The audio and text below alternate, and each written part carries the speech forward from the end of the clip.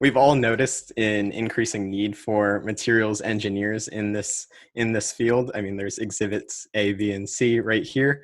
So I was wondering, what role does material science actually play in the additive manufacturing field, and how do materials engineers make an impact while this field continues to grow every single year? Well, I may be a little biased, but we believe that materials are what are the glue that holds this whole process together. Yes. So materials are definitely needed and are a really great asset to have for any additive customers, any OEM making machines. Everyone needs materials engineers, in my opinion. Again, not biased at all. Like I said earlier, additive in general is just a great marriage between material science and mechanical engineering. So there's just so much materials science that goes into making the material, right? You're starting from powder in a lot of cases, and you're making a part that's now solidly fused together. So there's a lot of changes that happen in the material going from powder to solid part. And that's where we come in. That's where we characterize what the process can do in terms of material capability. We develop how the material is actually being formed. A lot of our team will actually decide what the parameter sets are and go through that whole development cycle. It really helps to have material science knowledge in order to be able to do that. Going even beyond that with post-processing steps, how do you heat treat the part? How do you need to do any surface treatments? How is that going to affect your fatigue life? Materials engineers are really needed at every step of the way, from early process all the way through production and part application. It's really cool to be involved at each of those steps to kind of see how the process evolves and how it turns out. That's good to hear. Yeah, and I mean, we certainly don't mind the bias. I mean, you're preaching to the choir a little bit here, so it's all good. This is a material science podcast overall, so it's all fair game.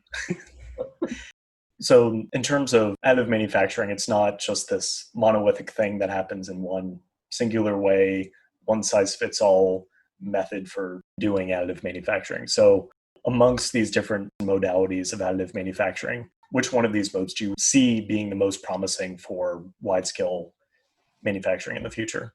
So right now, I think there's been a lot of development and a lot of research around the laser powder bed fusion. So both in terms of small to medium-sized platforms all the way up to large platform. There's just been a lot of development in recent years around that. So I think as we continue to scale and, again, add more stability for these machines, such that you can have multiple machines running and you're very confident that each of those machines is producing the same material. I think we're going to continue to see that scale up. But I really think that there's a lot of potential for binder jet as it matures as an additive modality. It's going to be very beneficial for high volume applications. And that's what I think of as the future is binder jet at the moment. Can you go a little bit more into that? What exactly is binder jet technology, and how does that compare with the other processing types like EBM and DMLM?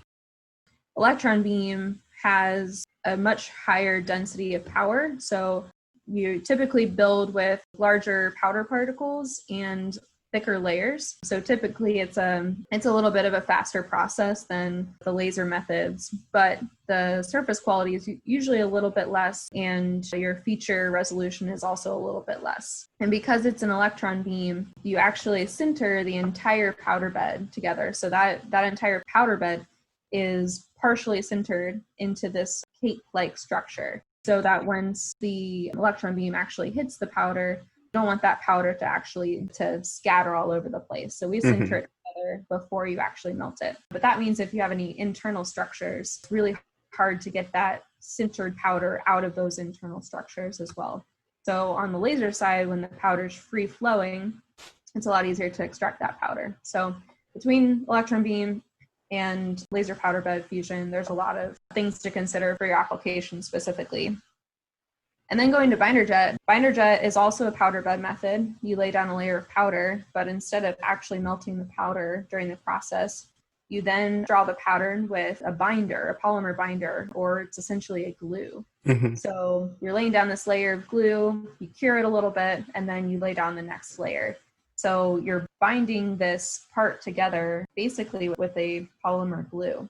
So then from there, you need to cure that glue solidly after the part's finished printing. Then you have to depowder that, which is its own challenge because you have this very fragile structure that's basically just held together with glue that you then need to clean powder out of. So that proves a challenge within itself. But then it goes through a heat treat step where you burn off the polymer glue, and then it'll go through a sintering step where you then kind of squish the part all back together and remove all the porosity that was left by burning the glue off. So a little bit of different post-processing steps on the back end as opposed to electron beam and laser, but mainly because you're left with a semi-solid part. So you need to get that part solidified, whereas laser and electron beam has already melted to that powder together.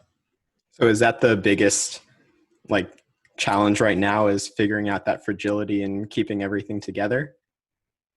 It is one of the biggest challenges right now, yes. Okay. Still also, characterizing the fully sintered material on the back end as well. But yeah, handling those parts in what we call the green state. So before that glue is burned out, that green state handling is a pretty significant challenge right now. Yeah, I just remember talking about the green state in our ceramics class. So it's all coming together now.